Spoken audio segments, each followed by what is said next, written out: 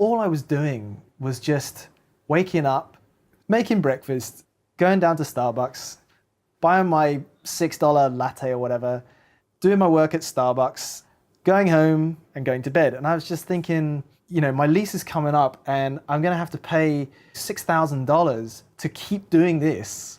And I just thought, yeah, screw it, let's just leave. I don't need to be here. Let's just leave. It's absolute project impossible. I couldn't do it because I knew that it would make me so damn unhappy that I would do everything in my power to not go back. No, I don't think I couldn't imagine going back to London. That would be crazy. What are you talking about? Once something becomes your comfort zone, it's time to leave. Because that keeps you constantly expanding. You expand your self-definition of who you are. You expand the places where you become comfortable in the world.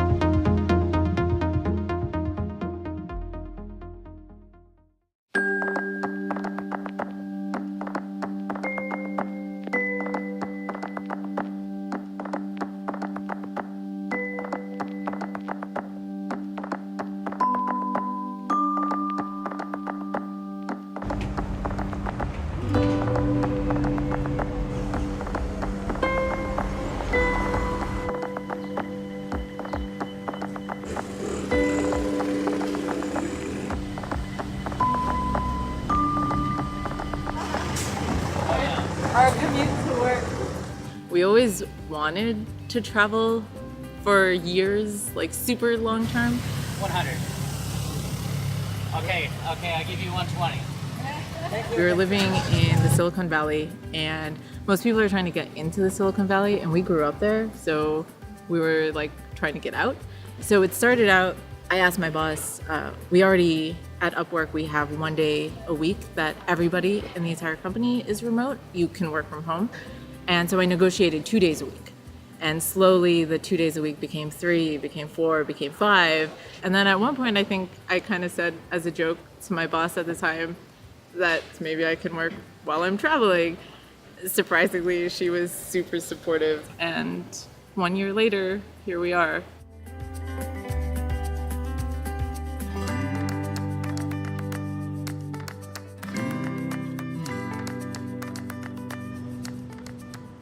So the digital nomad thing is really different from the traveler who's just here having fun. They'll be here this weekend, maybe a week, and then they're gone and on to the next place. So it's two very different lives. The biggest challenge, though, is dealing with time zones. It's difficult to overlap from Asia with Europe and the United States. It means we end up working really crazy hours. So we usually start working around like 5 or 6 p.m. and work until 2 or 3 a.m. When we were in Bali, it was way worse. I was working till 4 a.m. and 5 a.m., 6 a.m. Yeah.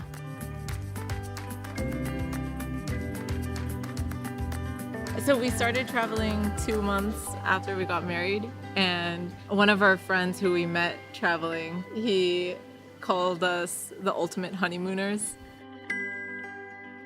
We're kind of on a never-ending honeymoon. That definitely has its challenges. So that explains all the problems we have.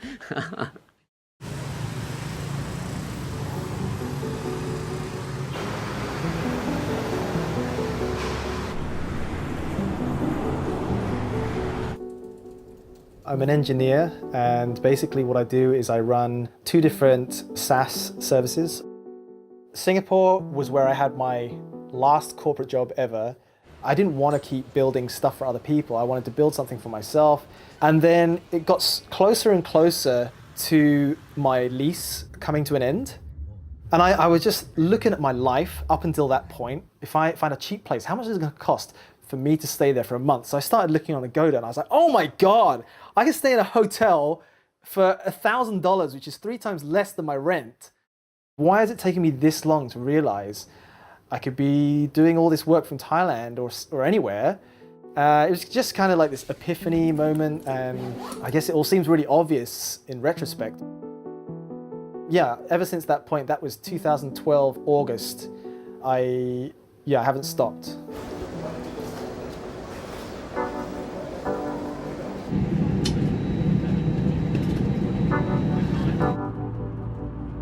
Being a digital nomad is about being able to live and work wherever you want. It's not about always having to be on the go, moving from country to country or city to city every week. It's just about having the freedom to choose. Like, I want to live in the country and my company is in the city, you can do that. Or my company's in the city and I want to live, I don't want to come in and commute and waste gas money and time. So I think it's more about having that freedom and that choice more than anything else. With Buffer, I manage to work from any place. If I have internet, my laptop is my office. So it doesn't quite matter where I am, and that I really appreciate. Because then in the coffee shop in the morning, in the co-working space in the afternoon, I only commute if I want to, and that's a super cool luxury for me. I think since I joined Buffer, I've been traveling between 50 and 70% of my time. So I base in Paris, and I go outside of France, and I discover new places very, very often. One of the ways they have really started working very differently in particular the past 20 years, is that they have started working in other places than by their desks or workstations.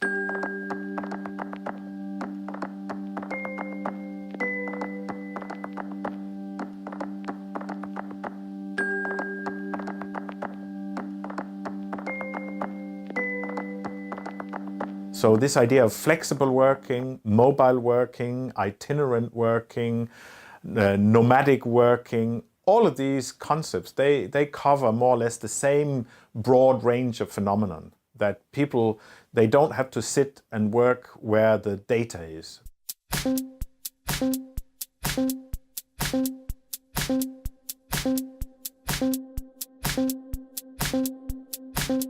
The whole digital nomad movement right now is exploding like crazy, right? And when I look back 3 or 4 years ago when I started out as a digital nomad, I remember we had a 4-hour work week meetup here in Berlin, and we met up in this bar and we were 4 people. You can see the result of this. And now over the years, we're now having conferences for digital nomads. There's all these blogs, there's all these events, there's all these workshops, there's all these hubs and Facebook groups. It's exploding, and there's all this new infrastructure that's happening for digital nomads. Location independence, digital nomads, I suppose, later, have existed for a long time, and well before the 4-hour work week.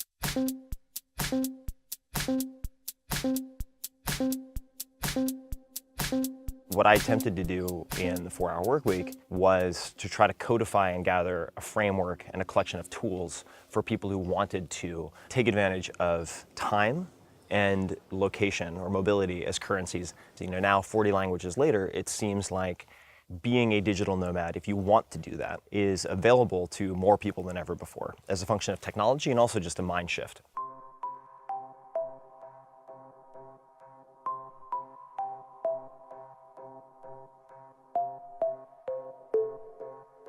I made a site called Nomad List, which ranked, the top 100 cities based on cost of living, temperature, weather, if there's a nice place to work, for example.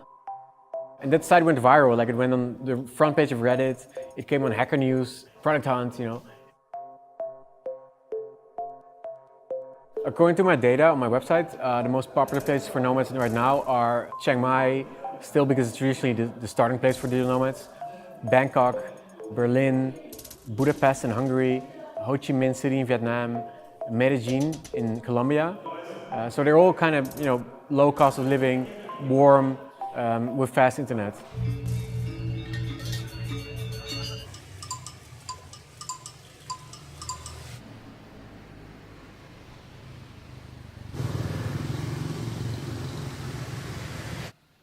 About 2 years ago, we opened Ubud, which is the largest and the first co-working space in Bali.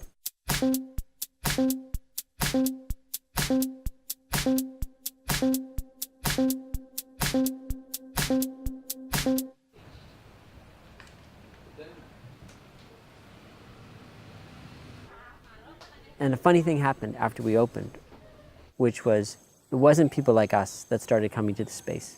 It was this new kind of person who called themselves digital nomads. And we had never heard the term digital nomad before we opened. It was new to us. But all of a sudden we became kind of a mecca for digital nomads.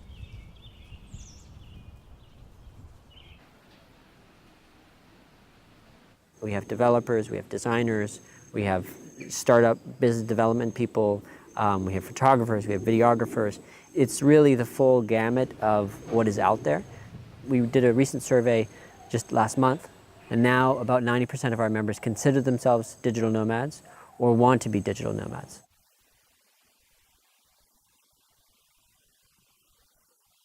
This is a villa that's associated with Ubud. They rent it out to different startups or the groups that come in. We're renting it out for the month, and there's 5 rooms upstairs, and we basically use the downstairs as our workspace, a place to have meals, things like that. So Hacker Paradise started in the summer of 2014, and we had about 20 to 30 developers down in Costa Rica in the fall. And then it was so much fun that we just decided we wanted to keep doing it and see where it could go.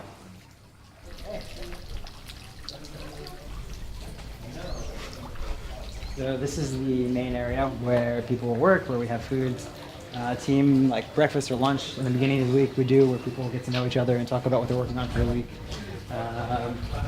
There's beanbag chairs, places, people set up a workspace. It's pretty awesome to work here. You know, you can sit here at the desk and be looking out over rice fields, and you can take a break and jump in the pool, and it's pretty ideal. You know, you can kind of get all your needs met here. I think the first time I really heard about digital nomads was probably from like the 4-hour work week, like so many people found out about like working and traveling. One of the reasons that I wanted to travel with a group like Hacker Paradise instead of just going to myself was, I mean, first of all, because this is my first time doing the digital nomad thing, doing extended travel and working. So I wanted to find a community of people that are doing the same thing. One day I was sitting in my apartment in Montreal and it was -35. And I was like, I've had enough. And I went online and I looked up like group trips for nomads, or like where nomads meet up a lot. And I found Hacker Paradise and I applied, and 3 weeks later I got on a plane.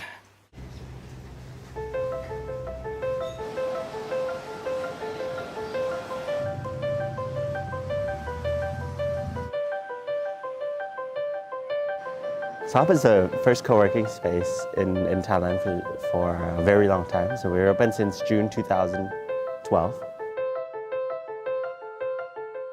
We've been, for the past 3 years now, we're in 6 locations. For Hubba, we've now have about 150 people coming here every day. And over each month, over 100 people visit us, take a tour of the space, and many do decide to come and work. We've got a great mix of both the expat and digital nomad community. Comprises approximately half of our membership. And the rest are Bangkokians or Thais in general from all across the country that are working, living here in Bangkok.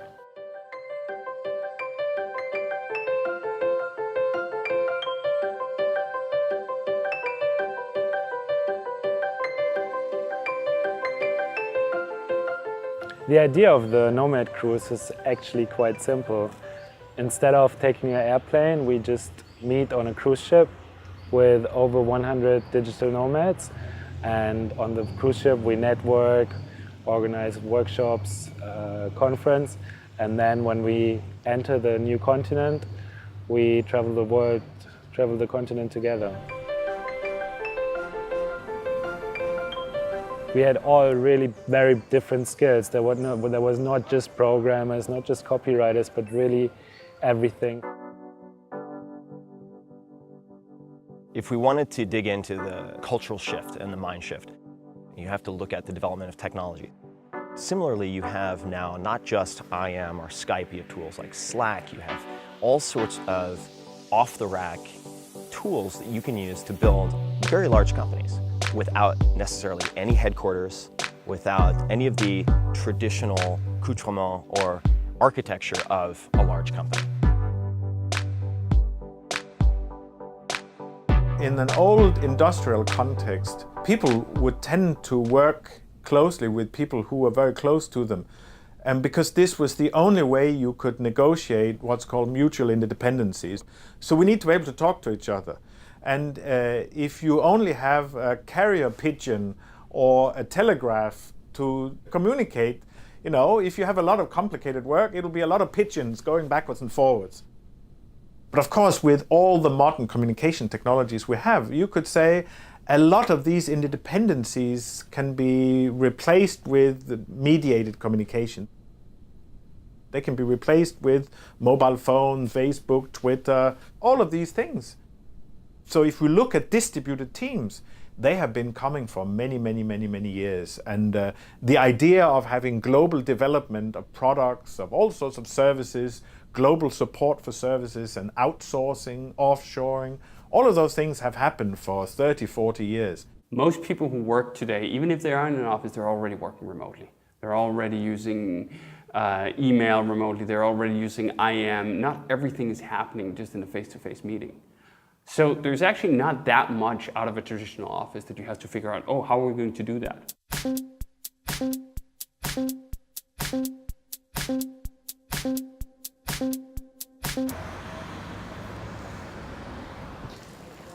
I had my first proper 9-to-5 back when I was, I guess, maybe 26. And after a few weeks of having this Monday to Friday 9-to-5, I would be on the train, going to work, into the office, and I would be thinking, wow, so this is 30 minutes, this evening 30 minutes, that's 1 hour in a day, that's 5 hours a week, that's 20 hours a month that I'm wasting sitting on public transport. You live for the weekend, you can't wait until you can finally go home. And I was like, what is this?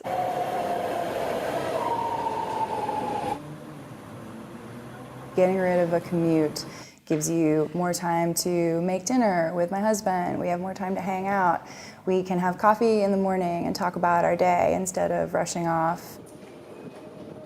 Often I will go out to meet friends at rush hour for drinks. Like they'll get together at 5 or 6 p.m. after work, and I'll find myself stuck in traffic. And I'm like, what's happening? I totally forget that everyone else in the world is like commuting, and it's a totally normal experience that I just haven't had in so long that I totally forget.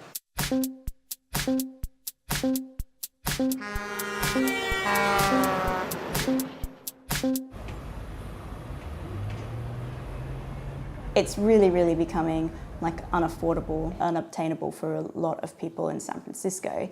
And what's really happened in the last few years is that the epicenter of tech's moved into the city. And San Francisco is a really small city, and it's had strict housing development guidelines. The property development's just not happened as the speed of people coming in and out. So what we've really seen is everything's gone up ridiculous amounts. Salaries, commuting costs, living costs, rental, everything like that.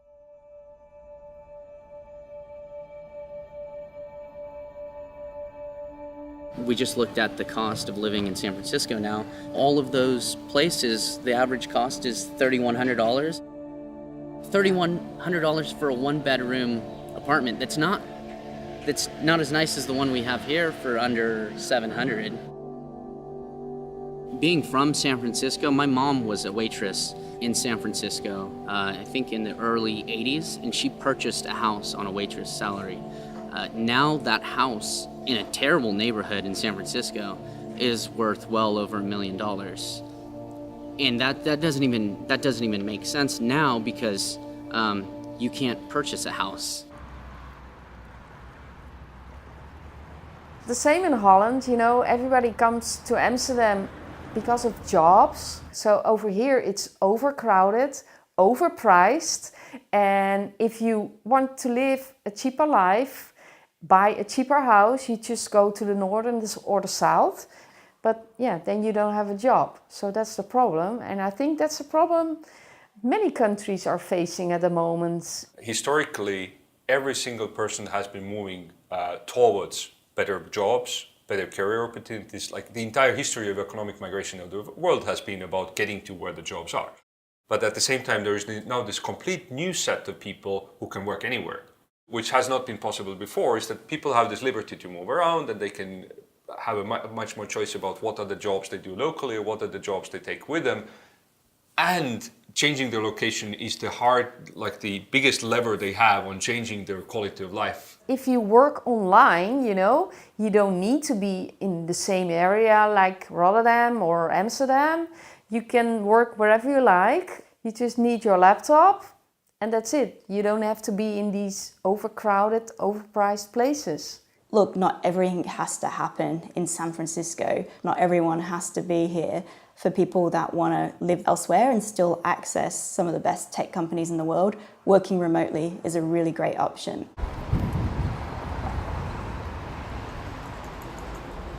When I first wanted to become a digital nomad, I researched all the options and ideas. And then I had found GitHub, which apparently is a developer's dream job. Right now, GitHub is over 300 employees, around 300, 350, and over half are remote, and half are at headquarters. So if you live in San Francisco, you can also work from home, you can work at a coffee shop, you can work anywhere you'd like. In Morocco, I will be at this co-living and co-working space called Sundesk.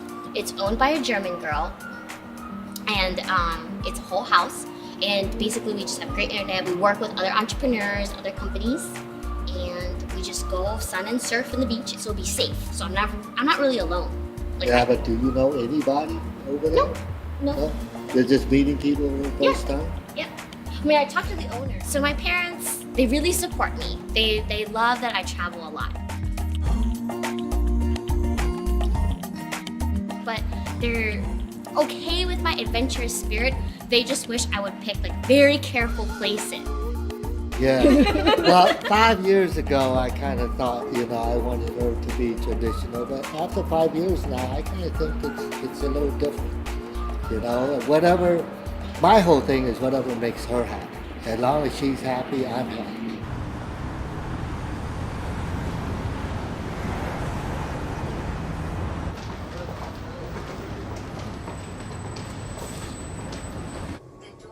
저녁 7시가 되면 저희 사무실에 있는 모든 사람들 핸드폰으로 전화가 와요. 그래서 전화를 받으면 딸이 그래요. 아빠 언제 와? 저녁 어떻게? 이러면 계속 미안해 오늘 못 갈 것 같아 이렇게 얘기를 해요. 왜 내가 굳이 가족에게 미안한 일을 하면서 일을 하는 거지라는 생각이 든 거예요. 왜냐면 우리는 가족이랑 행복하기 위해서 일을 하는 건데, 그래서 뭔가 바뀌었다라는 생각이 들었죠. 그래서 이게 아니다. 그래서 좀 더 가정의 행복을 먼저 찾을 수 있는 걸 해보자라는 생각을 하게 된 거예요. 근데 우리나라 회사에서는 그게 안 되니까. 저녁이 없죠, 우리나라에서는.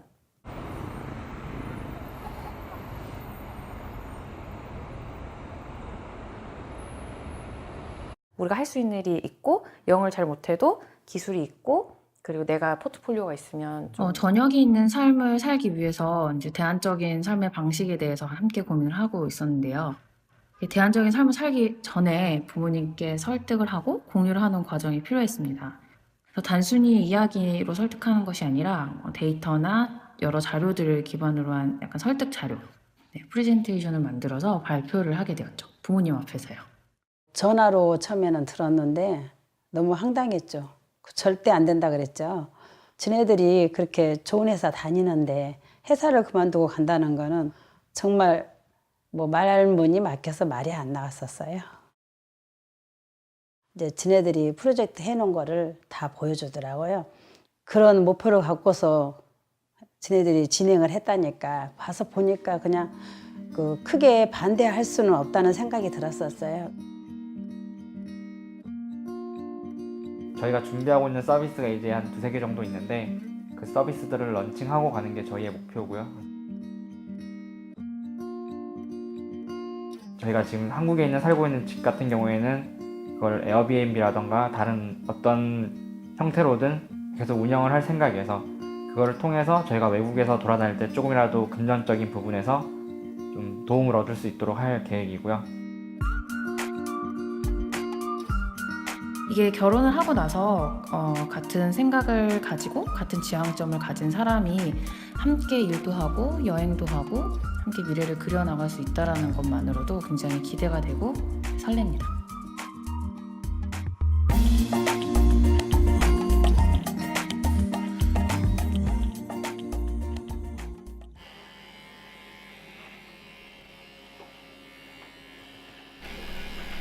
I've been a digital nomad since 2009, so about 6 years actually. And I've been traveling for the last 2.5 years with my girlfriend. There have definitely been a few really hard moments, especially in the beginning. I mean, for her, she had this huge life change where she quit her job, was trying to start a business, left her home country for the first time. And so you have all this, like, these major life changes going on. So like that was incredibly stressful on her. And then for me, I had always traveled by myself. Suddenly I'm traveling with my girlfriend and it's completely different. Like you're having to make compromises all the time. If you're like, oh, I quit my job to travel with you and now my life is a mess, then it's the first thing that kills a relationship. Yeah. So if we have any hard moments in this, oh yeah. I love cleaning and I love organized spaces. Mark doesn't care. He used to be like that. 20 minutes before we leave a place, he would like, oh, I'm done. And then he opened the suitcase, it's like an atomic bomb. My suitcase is like he said, it's like a Tetris. I know exactly where everything is. And when I don't know, I start freaking out. Sorry, guys. What's wrong? I have no idea where's my card. Because... Your bank card or your ID? No, my bank card. My ID is with you. I'm a little desperate. This happens all the time. No, you're not taking this seriously. We found it. Found it? Welcome to my world. Like, I feel like I'm gonna have a stroke. It's like the boy who cried wolf. Like she loses so much stuff all the time that like I don't even get worried. Like I get worried. I get worried when 2 hours go by because like 99% of the time she finds it in the most obvious place. 5 minutes. Yeah.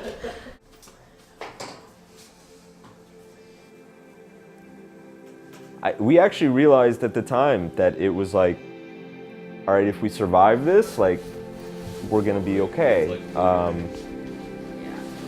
And we did survive it. It got better. We started adjusting to each other. I think it's gonna be interesting going forward because people, they want the long-term relationships. They're getting more interested in marriage, kids, and I think this is going to raise a lot of challenges and questions. But yeah, I don't think anybody knows what it's going to look like, but I definitely think this is going to become a major topic.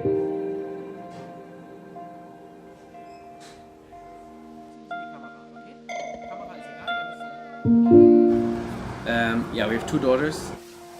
Hannah, the bigger one, she was now in over 30 countries. And the little one started a bit later, so I guess she has 10 or 12 countries less on her list. For us it was clear we want to have kids together, but it was also clear we want to travel together. We were not sure from the beginning on how it will be to travel with kids. We decided that our first trip will be by car, that we can always come back if something happens. We visited, I think, 11 countries at this time, and it was very beautiful time of our life, and we decided that we have to make more kids and travel more.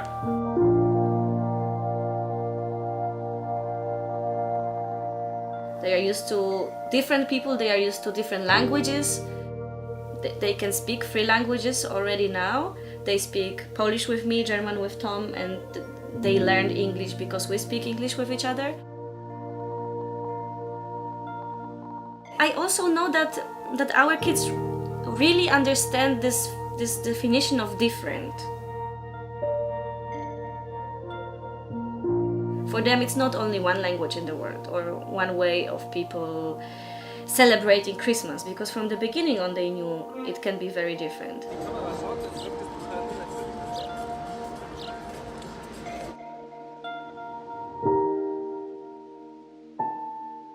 Kids can be really annoying when they said like, I want this or I don't want this, and then they stand there and they will not walk. But this can happen anywhere. That has nothing to do with trips, but with personalities. It doesn't depend too much on the circumstances from my perspective.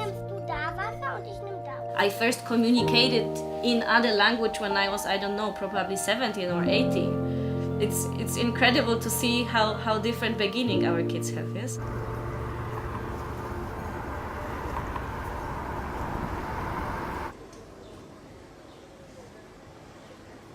This idea of becoming digital nomads, it didn't really exist when we started thinking about this because people didn't work remotely. It used to be that you had to either retire or put your life on hold in order to pick up stakes and not be in the same place all the time. And for us, the biggest obstacle was my work. My work in a law firm with clients in North Carolina was pretty rooted in the idea of being present with those people. And so we had to figure out a way to get that done and to make clients feel like they were being taken care of, even if I wasn't going to be physically present. We moved toward having everyone on the team work remotely, and we brought in a lot of new technology into the business in order to facilitate remote work. We have spent years now putting all of those pieces in place so that I can sit here in Berlin or in a co-working space in Hong Kong and run the law firm just as I would have sitting in Raleigh, North Carolina. We've been working on this for years, and then we spent years, you know, getting rid of our house and getting rid of our possessions. During this time, we were preparing our children to be adults, and, you know, I mean, this didn't happen overnight. Yeah, being homeless is working out pretty well for us.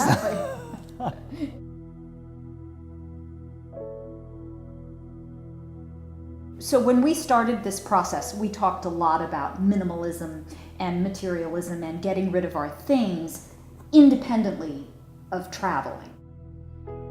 Going through this cleaning out of things has really caused us to reflect on materialism and to think about why we did all of the things that we did.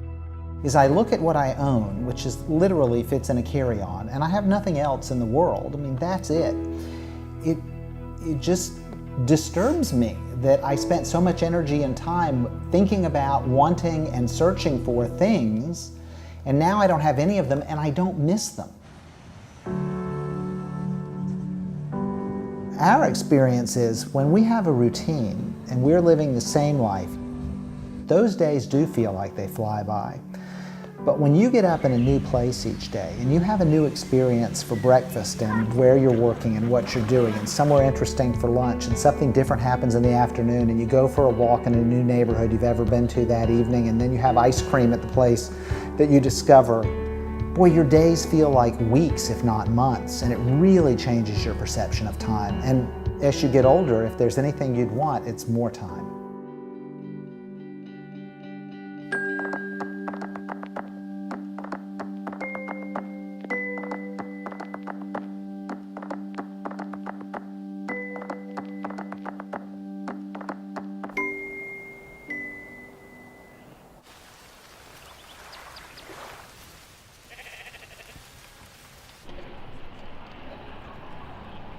My name is Joel Gascoigne. I'm the co-founder and CEO of Buffer. We all work spread all across the world, so right now we came together to be together for 1.5 weeks in Iceland.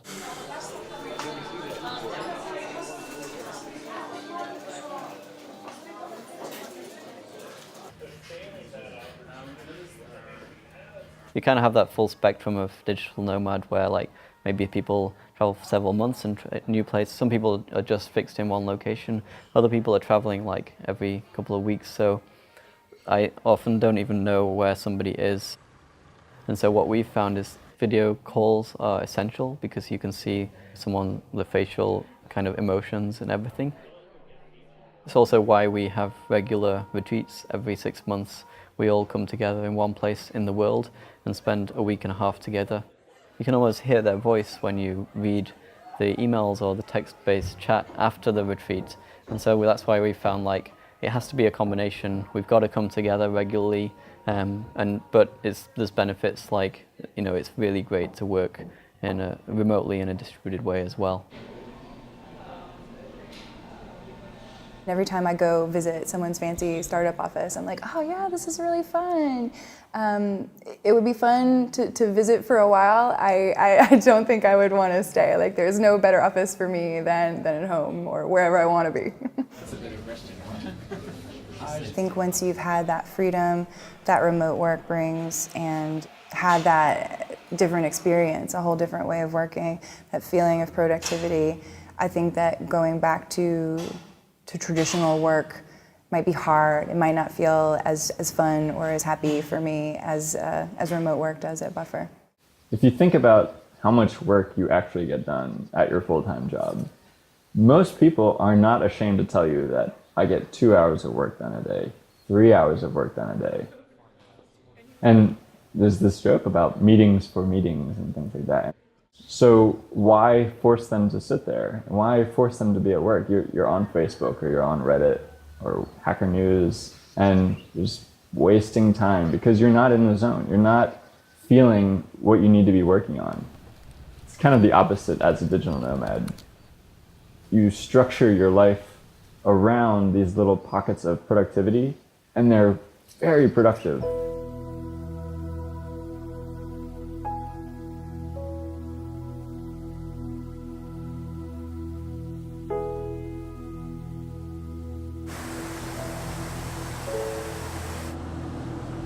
Some managers think, well, I have to be at the office and I have to be able to physically see the people that I'm managing. Otherwise it doesn't work. Like, how do I know if they work? Well, you hire good people and you trust them. That's how it works. You verify their work product. That's how it works.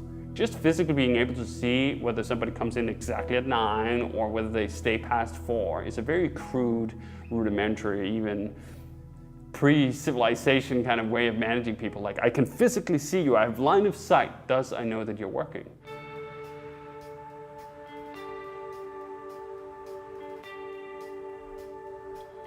So today's Monday and we're a remote company and there's nobody at the office.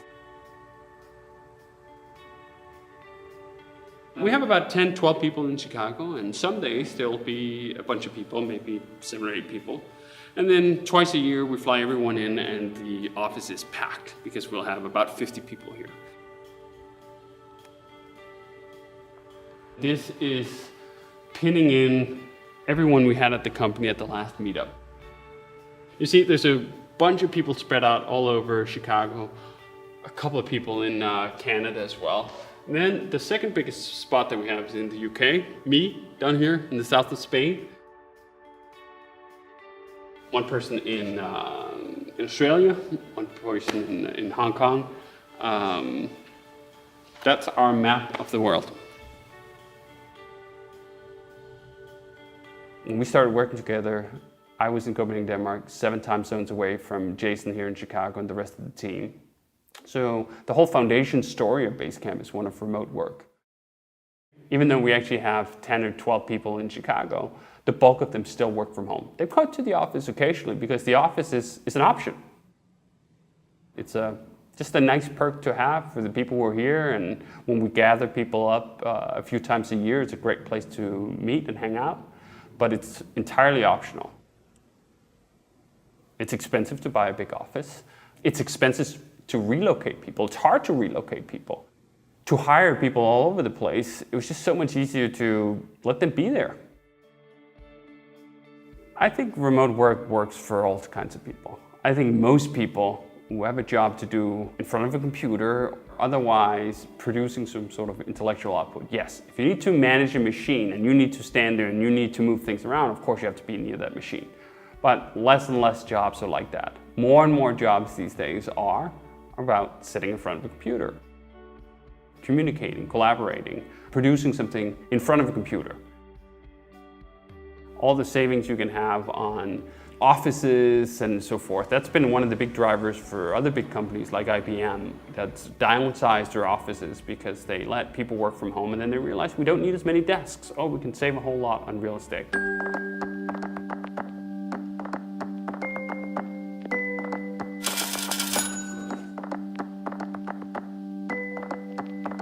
The rise of more and more jobs that are remote work capable, right? So the more jobs that get converted into information work, the more kinds of things you can do over an internet connection from anywhere. So obviously software development, but a little less obviously writing, law, graphic design, and then less obviously still over time as we get, robotic surgery. You can do, medicine over an internet connection. Construction, you can operate drones over an internet connection. And things of that nature, you're going to be able to do more and more jobs over an internet connection. So as we start having software enter more industries, people become more capable of doing remote work. It's interesting to see the trends about remote working. Some companies are really welcoming remote with open arms. If you think about Dell is welcoming remote working, and then it's trickling down all the way to smaller companies. What we really get to see is the work flexibility in the US and across the world is really going up. More and more people are working for themselves or with more flexibility. Automatic has a headquarters in San Francisco. We need some place to get mail and do meetings. But the vast majority, there's only about 20 people there. So 95% of the company is outside of San Francisco.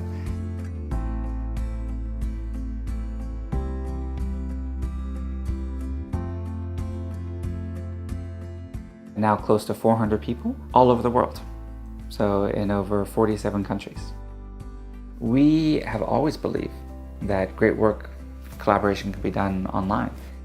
My name is Matt Malmik. I'm a co-founding developer of WordPress. Привет, я из Минска, Беларусь. 東京に住んでいます。Hej, jag bor i Sverige. Why would I ever try to uproot people and move them to San Francisco or build just an office and only hire people here? Like, it's obvious that there's so many amazing people all over the world and I want to work with them. So the internet is pretty good. Why not just hire people wherever they are? For me, working remotely is like essential. And I'm really bad at going to an office. Like, I can't do it. After around 2 weeks of going to the same place, I get stir crazy and don't do anything. I'm also really bad living in one place. Because after around a month of being somewhere, I get really bored and start having like a week of burnout where I just sit and watch TV or something. I'm much happier as a person and more productive in the long term if I have the ability to every few hours be like, I'm gonna go take a break now for 30 minutes and see something new. And I just find that in general that helps my particular style of working a lot more. One interesting stat, since joining Zapier, more than half of the people have moved and moved to a completely different city, even from people who are from families. And so that's kind of, I think the lifestyle affordances that remote gives you makes it a lot easier. Even if you have a family and a little bit settled, it makes it a lot easier to decide, hey, we are going to move a little bit closer to our family, a family member who gets sick or something like that, because we can. We don't have to worry about the hassles of, resigning from this job and finding a new job elsewhere. They can just pick up and move somewhere else if need be.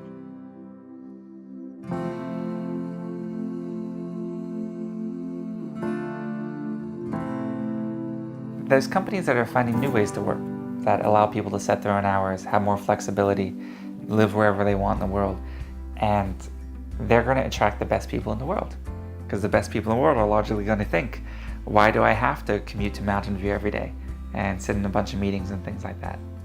Maybe I want to live in Mountain View part of the year, but maybe during the summer I want to go to Italy or to Thailand or Australia or wherever it is. It doesn't matter.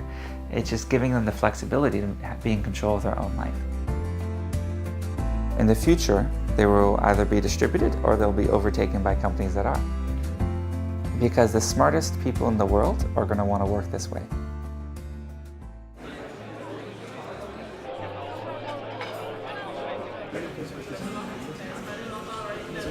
It's something that it took me 3 or 4 years to start to realize is that this is a very extreme lifestyle. This is a lifestyle that is constantly bombarding you with new experiences and new perspectives.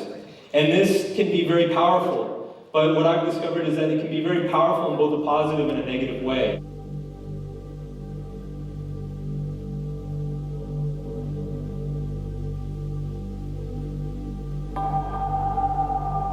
The idea was basically you can, by working online, by being an entrepreneur, working remotely, you can build all this freedom and independence for yourself that you couldn't do before. The nature of that idea allows for this kind of pyramid scheme to open up underneath him. Are you sick of your ordinary, boring life? Are you tired of doing stuff you don't like and being stuck in your stupid Oh my cubicle God, every I need day? to like start a website or start a company that will let me live anywhere I want. Well, what do I talk about? I have no idea. I'll just write about like going and living the dream and living on a beach and like following your own passions and all this stuff. And then they go out and they write that. They stumble across it and they pay this person money. And then all these people are like, well, what do I start? Well, I don't know, I'll start a website about like how to take more control of your life and how to live on a beach. And this pyramid scheme kind of opens up and it like fills out these like deeper and deeper niches.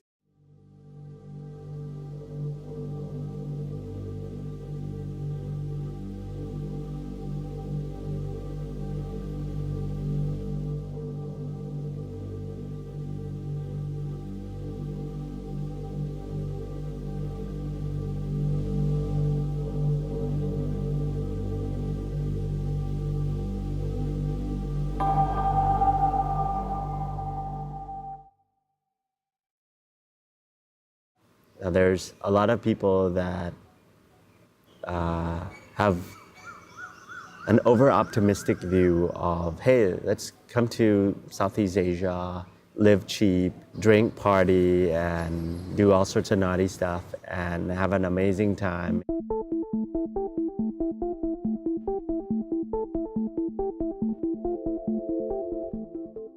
I feel like sometimes people misinterpret that. They're always writing these stupid Medium articles and articles that they want posted about, you know, quit your job and live in Thailand for $50 a day. That doesn't work for everyone. A lot of people are making money off of selling you the digital nomad lifestyle dream. They want you to buy their $39 ebook to sell you the dream because they're living in Bali and they need money too. So there's a lot of hype about it that it doesn't live up to, right? It's really more like, do you prefer living in an apartment in a city or do you prefer living in a house in a country? It's not that one is better than the other, it's just that these are different lifestyles. You're not gonna automatically become rich just because you live in a cheaper country.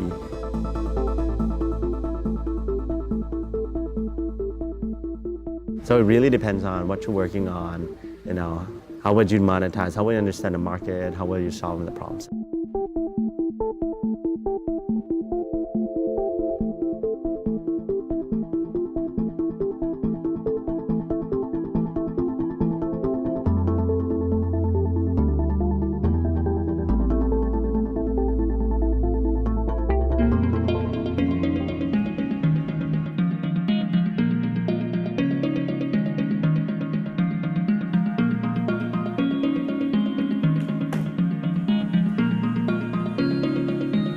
One of the tricky part is when you live on the road every second month is the one sentence I'm saying very often when I get to meet someone is, I will be leaving in 2 weeks. Loneliness is a real thing. For many reasons, when you're in your home country and it's a Friday night, you can just pick up the phone, call a friend, see what's happening, or just walk to your local bar. When we're someplace completely different, being in a small village or in a huge city doesn't matter. It's really much harder for you to be connected. Sometimes the weekend will suddenly come and like, I've not planned any activity, I've not reached out and tried to meet people, and it's just really hard. Like, I didn't really have anything to do. And so sometimes that would just be a really lonely feeling, and I felt really quite down, but like more than I've ever felt. Yeah, and they were really hard. It's really hard. Long distance relationships really suck. And it's hard to find interesting people. Not to find interesting, yeah, that's tough. I haven't fixed that one.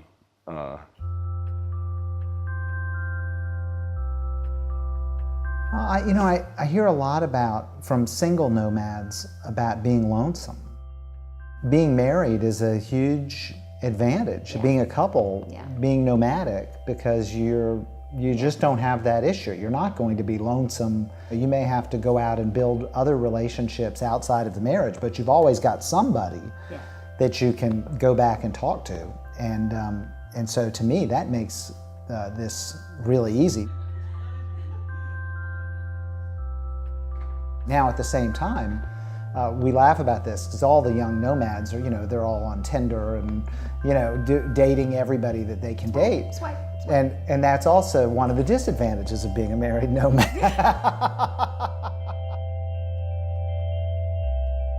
We have each other, to bounce things off of. I always have a calming influence when I'm freaking out about how hot it is, or the taxi that didn't show up on time, or the train that's stuck in the middle of nowhere and I don't know where we are. Whatever the issue is, because there are going to be issues, I have backup. And if things don't work out, I can always swipe right. So one of the big topics of conversations between me and nomad friends, and also friends at home, is relationships. They're like, how is your love life? How is dating? And I do have to say it is harder than normal. I've talked to many, many friends, girls and guys, about dating, and a lot of them are like, Amy, you have to stay somewhere for a decent amount of time to begin dating and meet someone to stay with them long term. Like, I think that's the dilemma with nomads today. Like, when you're sick and traveling around the world, you still want people around. When you're having a bad day, you still want friends and family and people to be thinking of you. I definitely think this lifestyle, it complicates dating in many ways. Most digital nomads, they're still pretty young, and we're all kind of aging together. And what I'm noticing is, as the years go on, this is becoming more and more of an issue. A lot more people are talking about it and are getting frustrated about it. Where loneliness, becomes more of an issue is with the other two problems, isolation and depression. If loneliness starts to get too intense, people can start to feel isolated, especially if they're in a culture where they don't speak the language and they don't know anyone. That sense of isolation will eventually turn into depression. Where you're born or where you live doesn't always have that much of an impact on your mental health. What does have a positive impact on your mental health, though, is having a community, having, again, that support network of people that you can access. So it's really about forming that network. And that can happen anywhere. That doesn't have to be where you grew up or where you went to school or where you happen to be living in that moment. If you're a guy living this lifestyle and you start to get lonely, it's very easy to fall into this trap of just like, some of these countries, like, prostitutes are very inexpensive. So yeah, you see a lot of guys kind of falling into that trap. Meet hot girls and party like crazy. Guys who have never actually experienced that intimacy or like a healthy dating relationship, they don't realize that. They just assume, like, well, dating's just about sex, and these girls want to have sex with me, so, why not? Sex tourism is always prevalent in Southeast Asia, low-income communities across the world. And there's a lot of women that are forced into it.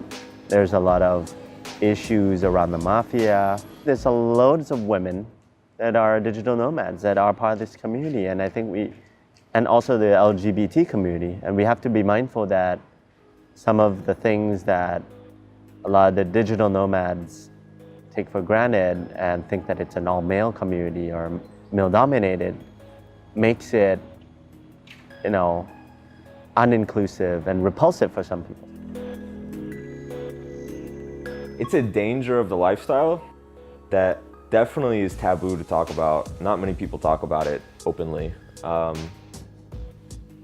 But yeah, it's an issue, and I think more people should talk about it.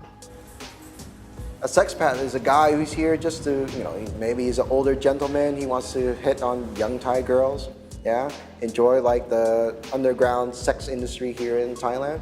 Well, these are the people we don't want.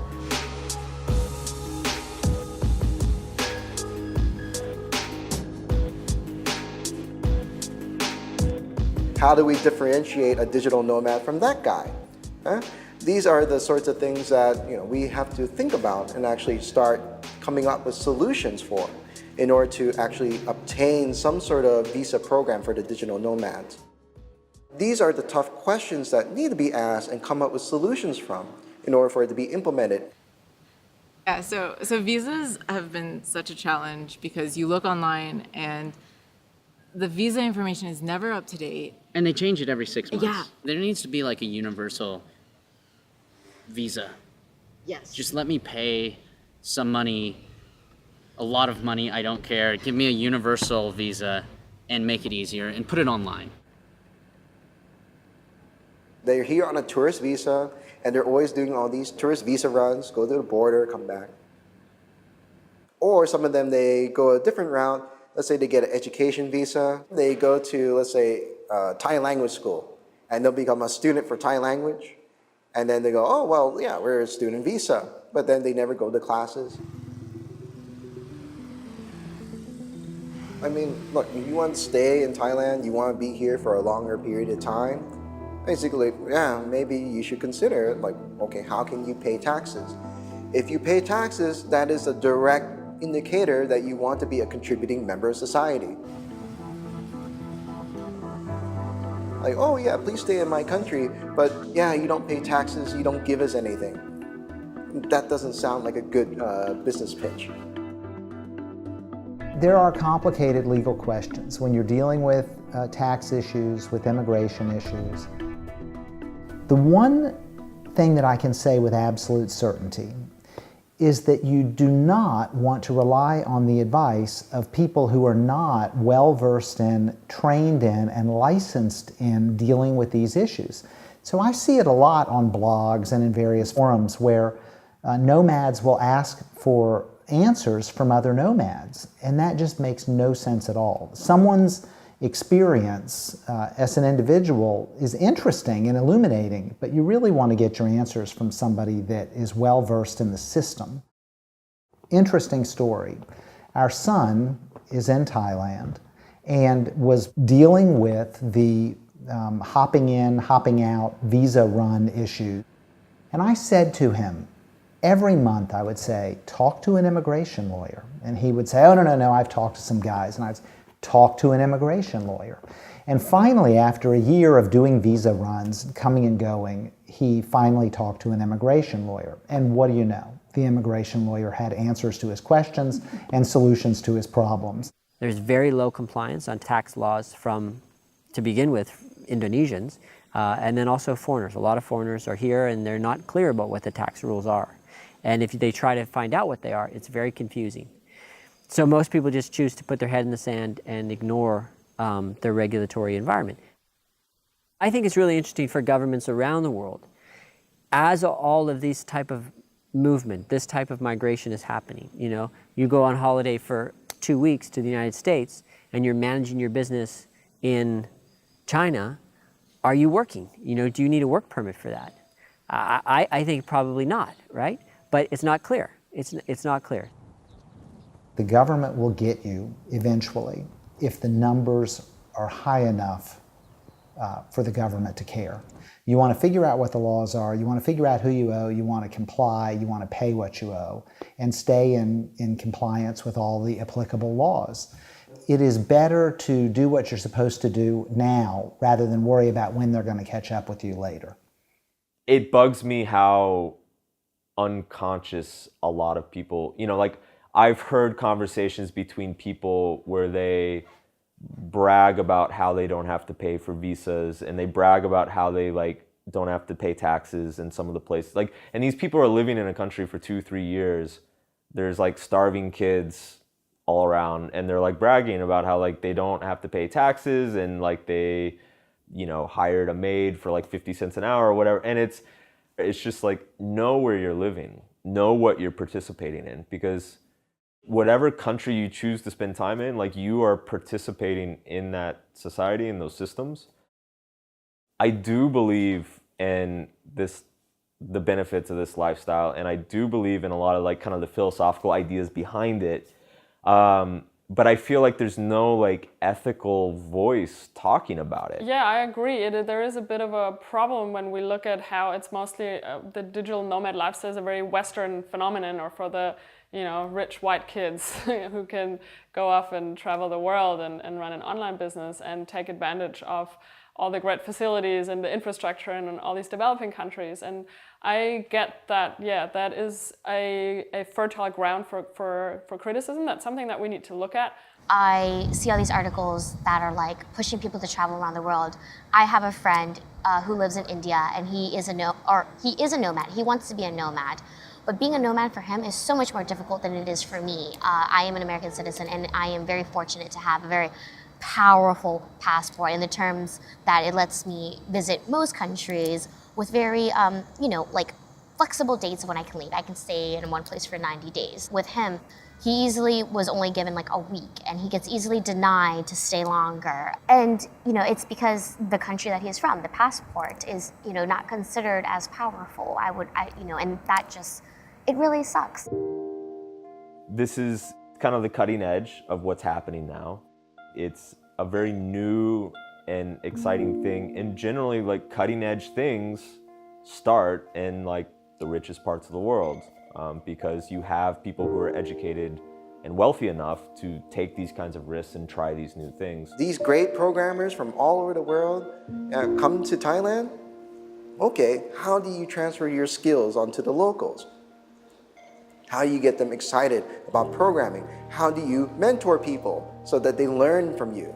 These are the types of people we want to see coming here. When I came here, I hosted a Node school for local developers to learn Node. Some people came, and if they can learn how to make their own technical stuff, then I'm not needed anymore to be here. And that's really helpful. And there's also like, you know, like I'm trying to build a website for a taxi driver here because I feel like I want to help them out. And there's different ways of ameliorating the problem of just being a guy who comes in, spends money, and leaves. And as long as we're cognizant of that, I feel better. Digital nomads can be professional. They can be remote working. They can be building million-dollar products. They can be working on distributed teams on unicorn startups across the world. They can be some of the most amazing people to talk to. Let's look at a world where Star Trek existed, yeah, the Federation of Planets and whatnot. They didn't have like borders, they didn't have like nationalities, they were Earth. Yeah? They just existed and they all lived in peace and they just went everywhere. If the world is going to move in that sort of direction, what Gene Roddenberry imagined way back in the 60s, yeah? The digital nomad lifestyle is one pathway that we can get there. It's pretty awesome.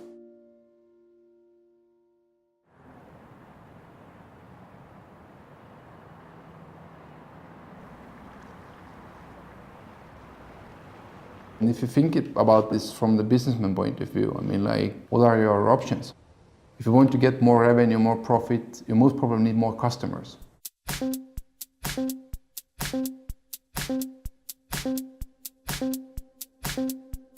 We have 1.3 million Estonians, and so what are our ways to increase our customer base? So we basically need more people. I mean, like, if you don't have those services that you need in your country available, but those services are available location independently from another country, and that's where the e-residency concept comes from.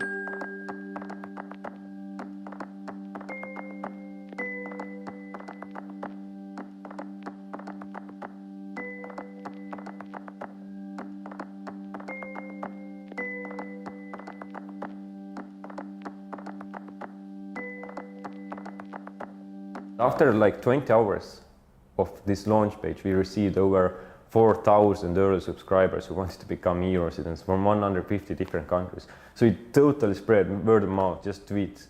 And it was amazing. This all together, this package, this company, bank account, service providers, digital signature, means that you can run location independent business. The Estonia showroom gets 3 delegations per day for that reason, because Estonia has been successful in all Estonia solutions. We are helping to help other countries to also implement those platforms and get those services there. So Estonia also benefits if everybody, every country would be so digital, and then we could start communicating with each other very easily. For example, send e-tax reports automatically between every country, and everybody would pay taxes automatically. Everything would be greater. So it would be everybody's benefit that more countries would be more flexible, more agile, more innovative in that sense. How to get more foreign investments, how to get best talent. And then like Estonia has, like, we have found our way to compete in this war, and providing best services to the citizens and most convenient and affordable services. E-residency program are emblematic of sort of where governments are going to be going in the next, maybe not 5 years, but 10, 20 years. Because what they're trying to do is they're trying to compete for the kind of folks who are likely to start businesses, bring wealth and jobs and so on to their society. So this is actually putting governments into competition with each other in a new way. There's a really important paradigm shift as you move from the government to a government. It's the same as moving from the company to a company. Once you're mobile, a government is just a provider of natural resources, rule sets, and cultural kind of things that date to the fact that it used to be and is a geographical entity. More and more people will move, they'll pick the government that suits them best at this particular time and place. Maybe they'll move later in life.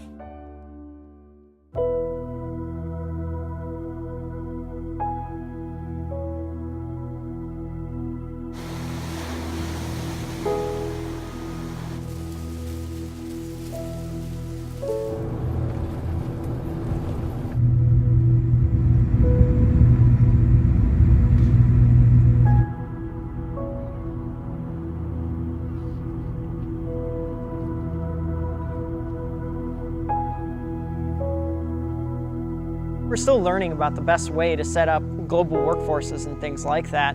And I think if you get some big successes, people will start to, companies who may have thought that the only way to run an organization was with a giant headquarters in one location might start to think there's different ways to do things and experiment a little bit more.